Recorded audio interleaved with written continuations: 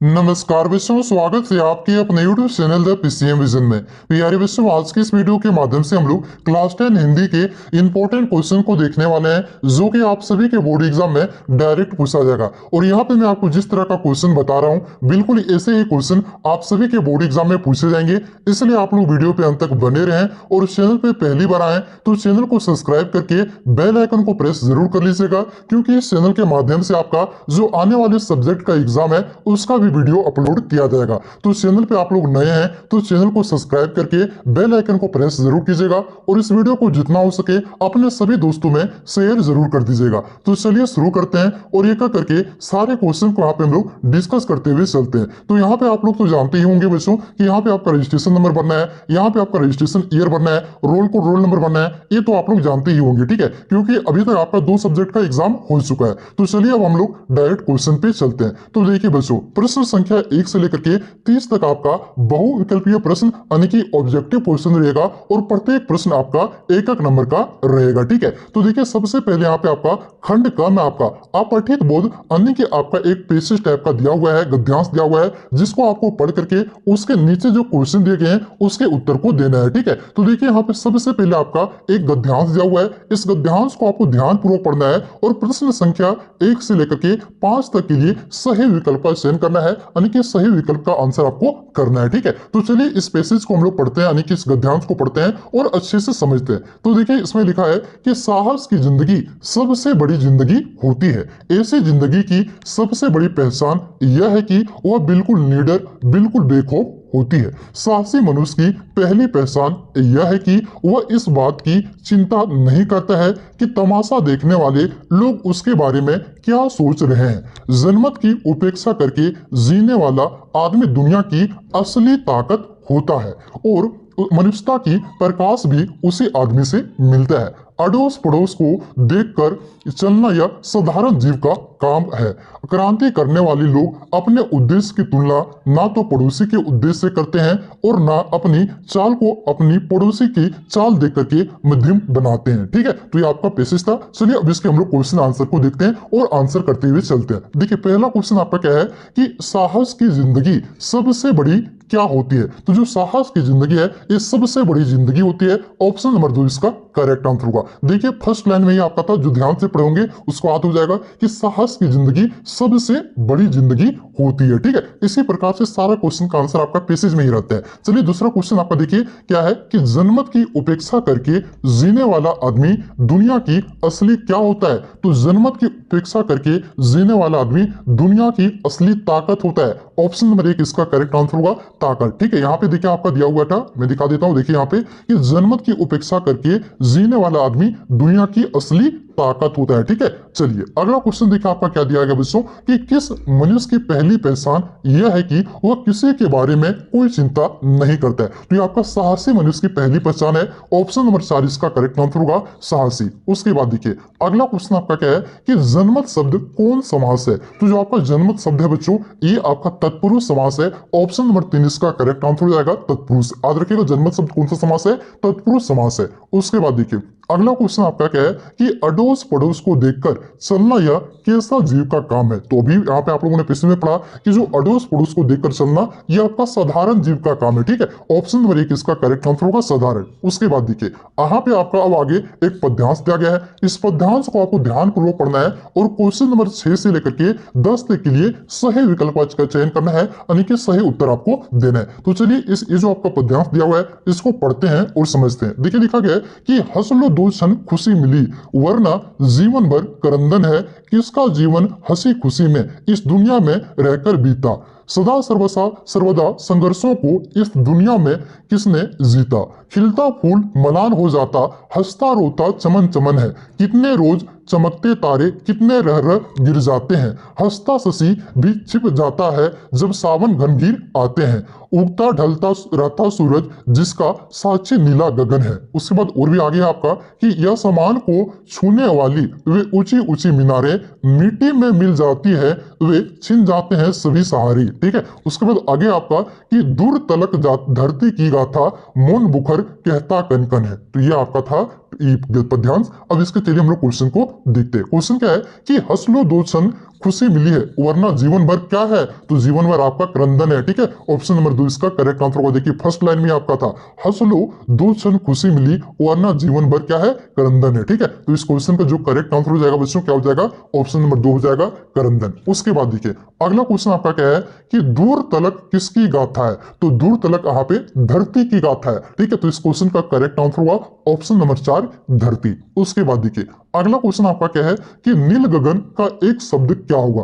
तो देखिए नील गगन का एक शब्द क्या, गगन का मतलब होता है अंबर। ठीक है, तो नील का हो गया नीला, तो इसका एक शब्द हो जाएगा आपका नीला अंबर। अंबर को भी आकाश कहते हैं और गगन को भी आपका आकाश कहते हैं। ठीक है, तो नील गगन का एक शब्द क्या हो जाएगा, नीला अंबर हो जाएगा। ऑप्शन नंबर 2 इसका करेक्ट आंसर होगा। अगला क्वेश्चन देखिए आपका क्या है बच्चों कि खिलता फूल क्या हो जाता है, तो खिलता फूल अभी अभी पढ़े मलान हो जाता है। ठीक है, ऑप्शन नंबर 1 इसका करेक्ट आंसर होगा मलान। उसके बाद देखिए अगला क्वेश्चन आपका क्या है कि जब सावन घन गिर जाते हैं तो कौन छिप जाता है, तो कौन छिप जाता है, शशि छिप जाता है। ऑप्शन नंबर 2 इसका करेक्ट आंसर होगा शशि। ठीक है, तो इसी प्रकार से आपका जो अपठित बोध में जो आपका एक पद्यांश और गद्यांश रहता है, सारा का आंसर आपको उसी में दिया रहता है, इसको आप लोग पढ़िएगा। अगला क्वेश्चन देखिए आपका क्या है बच्चों, अब यहाँ से आपका खंड ख का क्वेश्चन है और खंड ख में आपका क्या है, व्याकरण है। ठीक है, और जो आपका व्याकरण का क्वेश्चन है बच्चों ये कहां से कहां तक रहता है, तो ये आपका क्वेश्चन नंबर 11 से लेकर के क्वेश्चन नंबर 20 तक रहता है। ठीक है, तो देखिए क्वेश्चन आपका क्या है कि निम्न में से किस वाक्य में आकर्मक क्रिया है। देखिए आकर्मक क्रिया में क्या होता है, आकर्मक क्रिया में आपका कर्ता होता है, क्रिया होता है,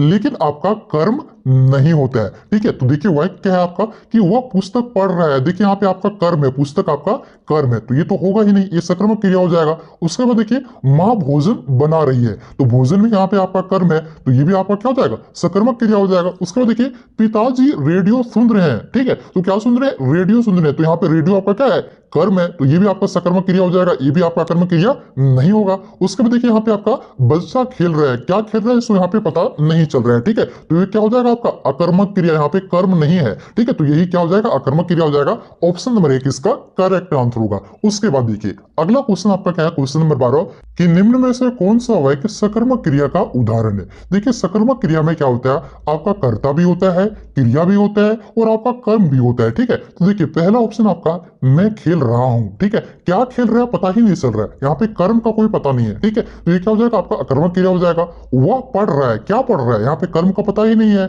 मतलब कॉपी पढ़ रहा है कि किताब पढ़ रहा है कि चैट पढ़ रहा है। ठीक है, ये पता ही नहीं चल रहा है, तो ये भी क्या हो जाएगा, अकर्मक क्रिया हो जाएगा। वह रोटी खा रहा है, क्या खा रहा है, यहाँ पे कर्म का पता चल रहा है, रोटी को खा रहा है। ठीक है, तो क्या हो जाएगा, ये आपका सकर्मक क्रिया हो जाएगा। ठीक है, तो ये आपका सकर्मक क्रिया का उदाहरण है। ऑप्शन नंबर 3 इसका करेक्ट आंसर होगा। उसके बाद देखिए ऑप्शन नंबर 4 था आपका चिड़िया उड़ रही है, तो क्या उड़ रही है, किसे उड़ रही है, पता ही नहीं चल रहा है, कर्म का यहाँ पे पता ही नहीं है, तो क्या हो जाएगा, अकर्मक क्रिया हो जाएगा। ठीक है, तो यही आपका सकर्मक क्रिया है। ऑप्शन नंबर 3 इसका करेक्ट आंसर हो जाएगा। उसके बाद देखिए अगला क्वेश्चन आपका क्या है कि गुरु का एक अर्थ होता है शिक्षक और दूसरा अर्थ क्या होता है, तो गुरु का दूसरा अर्थ होता है भारी। ठीक है, तो इस क्वेश्चन का करेक्ट आंसर होगा ऑप्शन नंबर 4 भारी। उसके बाद देखिए अगला क्वेश्चन आपका क्या है कि निम्न में से कौन सा सफेद का अनेकार्थी शब्द नहीं है, तो सफेद का अनेकार्थिक शब्द आपका सफेद भी होता है, उजाला भी होता है, सफेदी भी होता है। ठीक है, तो ये तीनों आपका सफेद का क्या है, आपका अनेकार्थी शब्द है। श्याम, श्याम आपका काला का अनेकार्थी शब्द है, काला का, ये सफेद का अनेकार्थी शब्द नहीं है, तो ये आपका सफेद का अनेकार्थी शब्द नहीं है, तो इस क्वेश्चन का करेक्ट आंसर होगा ऑप्शन नंबर 1 श्याम। उसके बाद देखिए अगला क्वेश्चन आपका क्या है कि आजीवन कौन समास है, तत्पुरुष समास है कि अव्ययभाव समास है कि द्वंद्व समास है कि बहुव्रीहि समास है, तो आजीवन ये आपका अव्ययभाव समास है। ऑप्शन नंबर 2 इसका करेक्ट आंसर होगा अव्ययभाव। उसके बाद देखिए अगला क्वेश्चन आपका क्या है कि रचना के आधार पर वाक्य के कितने भेद होते हैं, तो रचना के आधार पर वाक्य के 3 भेद होते हैं। कौन कौन सा होता है, तो सरल वाक्य, संयुक्त वाक्य और आपका मिश्र वाक्य होता है। ठीक है, तो कितने भेद होते हैं, 3 भेद होते हैं। ऑप्शन नंबर 1 इसका करेक्ट आंसर होगा। अगला क्वेश्चन देखिए आपका क्या है कि मेरी इच्छा है कि मैं डॉक्टर बनूं, कौन या कौन वाक्य है, तो यहाँ पे देखिए की लगा हुआ है, तो कौन सा वाक्य हो जाएगा, ये आपका मिश्र वाक्य हो जाएगा। ठीक है, ऑप्शन नंबर 4 इसका करेक्ट आंसर होगा मिश्र। अगला क्वेश्चन देखिए, अगला क्वेश्चन आपका क्या है कि पिताजी के द्वारा अखबार पढ़ा गया या कौन वाच्य है, तो ये कौन सा वाच्य है, तो ये हो जाएगा आपका, ये हो जाएगा आपका कर्म वाच्य। क्या पढ़ा, अखबार। ठीक है, कर्म का पता चला है, तो ये आपका हो जाएगा कर्म वाच्य। ऑप्शन नंबर 4 इसका, ऑप्शन नंबर 2 इसका करेक्ट आंसर होगा कर्म वाच्य। उसके बाद देखिए 19वां क्वेश्चन आपका क्या है कि विद्यालय घर के खाली स्थान है, सही अवयव पद को चुने, तो यहाँ पे क्या भराएगा, विद्यालय घर के निकट है, क्या है, निकट भराएगा, निकट यहाँ पे अवयव पद होगा। ऑप्शन नंबर 1 इसका करेक्ट आंसर होगा। देखिए यहाँ पे दूर अगर आप भरते हैं हैं तो विद्यालय घर के दूर है, अच्छा लग रहा है सुनने? नहीं, घर के निकट है। यहाँ पे अगर दूर भरते तो यहाँ पे होना चाहिए था से रहता तब दूर भरा था। विद्यालय घर से दूर है, अच्छा लग रहा है सुनने में? विद्यालय घर के दूर है, इस तरह सुनने में अच्छा नहीं लग रहा है? विद्यालय घर के निकट है, ठीक है, ये हो जाएगा निकट, ऑप्शन नंबर 1 इसका करेक्ट आंसर होगा। अगला क्वेश्चन देखिए आपका क्या है कि वैच्य कितने प्रकार के होते हैं? तो वैच्य भी आपका 3 प्रकार का होता है, ऑप्शन नंबर 1 इसका करेक्ट आंसर होगा 3। कौन कौन से वैच्य के प्रकार हैं? तो याद रखिएगा आपका कौन कौन से वैच्य के प्रकार हैं, आपका हो जाएगा कृत वाच्य, कर्म वाच्य, भाव वाच्य, ये सब आपका वैच्य के प्रकार है, ठीक है, ऑप्शन नंबर 1 इसका करेक्ट आंसर होगा 3। अब देखिए यहां से आपका पाठ्य पुस्तक का क्वेश्चन शुरू होता है, ठीक है, और सबसे पहले आपका एक पद्यांश दिया गया है और इस पद्यांश को आपको ध्यानपूर्वक पढ़ना है और क्वेश्चन नंबर 21 से लेकर के 24 तक के प्रश्नों के उत्तर को देना है। और ये जो आपका पद्यांश है ना बच्चों, आपकी किताब में जो कविता है उसी से लिया गया है, ठीक है, तो चलिए इसको पढ़ते हैं। देखिए क्या है कि फसल क्या है और तो कुछ नहीं है वह, नदियों के पानी का जादू है वह, हाथों के स्पर्श की महिमा है वह, भूरी काली संदीली मिट्टी का गुणधर्म है, ये रूपांतरण है सूरज के किरणों का, सिमटा हुआ संकोच है हवा की थिरकन का, ठीक है। और ये जो आपका कविता लिया गया ना बच्चों, इसको किसने लिखा है? तो नागा अर्जुन ने लिखा है। और किससे लिया गया है? तो फसल कविता से आपका ये आपका कव्यांश को लिया गया है, ठीक है। तो देखिए क्वेश्चन आपका क्या है कि उपयुक्त तो पद्यांश के कवि कौन है? तो अभी आपको मैंने बताया कि ये जो पद्यांश है आपके किताब में जो आपका कविता है, ठीक है, फसल उससे लिया गया, और फसल कविता के कवि कौन है? तो नागा अर्जुन है। तो इस क्वेश्चन का करेक्ट आंसर क्या हो जाएगा? नागा अर्जुन हो जाएगा, ठीक है। उसके बाद देखिए अगला क्वेश्चन आपका क्या है कि फसल किसका जादू है? तो फसल किसका जादू है? नदियों के पानी का जादू है, ऑप्शन नंबर 3 इसका करेक्ट आंसर होगा। देखिए यहीं पे आपका दिया हुआ था, देखिए नदियों के पानी का जादू है हुआ मतलब फसल, ठीक है। उसके बाद देखिए अगला क्वेश्चन आपका क्या है कि फसल किसका गुणधर्म है? तो फसल आपका मिश्रित मिट्टी का गुणधर्म है, ऑप्शन नंबर 2 इसका करेक्ट आंसर होगा, मिश्रित मिट्टी का। उसके बाद देखिए 24वां क्वेश्चन आपका क्या है कि फसल किसका रूपांतरण है? तो फसल आपका ये सूरज की किरणों का रूपांतरण है, ऑप्शन नंबर 3 इसका करेक्ट आंसर होगा, सूरज की किरणों का। उसके बाद देखिए अगला क्वेश्चन, अब यहां से आपका जो क्वेश्चन शुरू होता है बच्चों, ये आपकी किताब में यहाँ पे मतलब एक गद्यांश दिया हुआ है, इस गद्यांश को आपको ध्यानपूर्वक पढ़ना है और क्वेश्चन नंबर 25 से लेकर के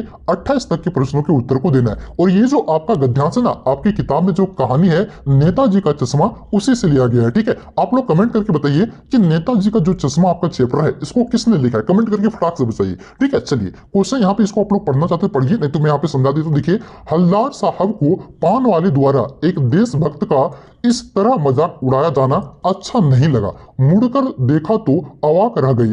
एक बेहद बूढ़ा मरियाल सा लंगड़ा आदमी, सिर पर गांधी टोपी और आंखों पर काला चश्मा लगाए, एक हाथ में एक छोटी सी संद कुर्सी और दूसरे हाथ में एक बांस के टांगे बहुत से चश्मे लिए अभी अभी एक गली से निकल रहा था, ठीक है, निकला था और अब एक बंद दुकान के सहारे अपना बांस टिका रहा था। तो इस बेचारे की दुकान भी नहीं है, फेरी लगाता है, हलदार साहब के चक्कर में पड़ गए, पूछना चाहते थे इसे कैप्टन क्यों कहते हैं, क्या यही इसका वास्तविक नाम है, ठीक है। तो ये जो आप लोगों को पता ही चल गया होगा कि ये किससे लिया गया है, नेताजी के चश्मा से लिया गया है, ठीक है। तो चलिए नेताजी के चश्मा के लेखक कौन है? तो याद रखिएगा स्वयं प्रकाश है। वही क्वेश्चन आपका है कि प्रस्तुत गद्यांश के लेखक कौन है, ठीक है। तो ये आपका स्वयं प्रकाश है, ऑप्शन नंबर 1 इसका करेक्ट आंसर होगा स्वयं प्रकाश। इसी प्रकार से क्वेश्चन आपके बोर्ड एग्जाम में आएंगे, ठीक है। चलिए ध्यान दीजिएगा आप लोग कि हलदार साहब को क्या अच्छा नहीं लगा। तो हलदार साहब को आपका पान वाले के द्वारा एक देशभक्त का मजाक उड़ाया जाना ये अच्छा नहीं लगा,